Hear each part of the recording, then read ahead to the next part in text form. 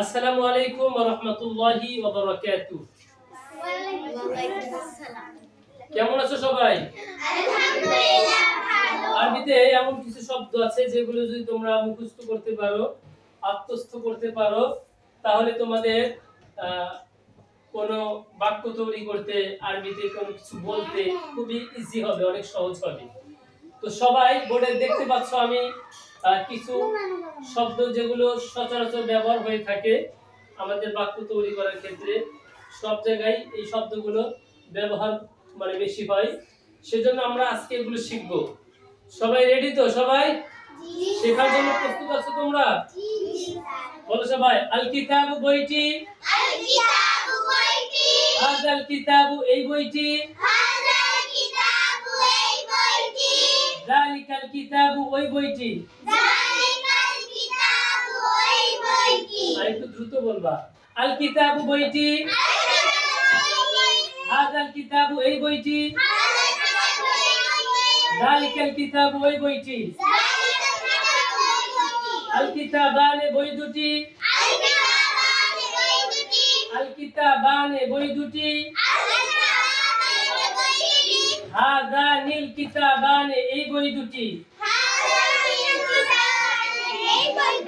হাযানিল, হাযানিল বলো কি হবে?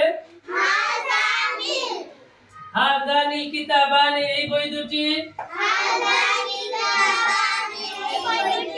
যালিকাল কিতাবানে ওই বই দুটি। আল কুতুবু বইগুলো, আল কুতুবু বইগুলো, হাযিহিল কুতুবু এই বইগুলো, তিলকাল কুতুবু ওই বইগুলো। বলো। আল কিতাবু বইটি, আল কিতাবু বইটি, হাযাল কিতাবু এই বইটি, যালিকাল কিতাবু ওই বইটি। তোমরা এই তিনটা একসাথে বলবা, হ্যাঁ? আল কিতাবু, হাযাল কিতাবু, যালিকাল কিতাবু।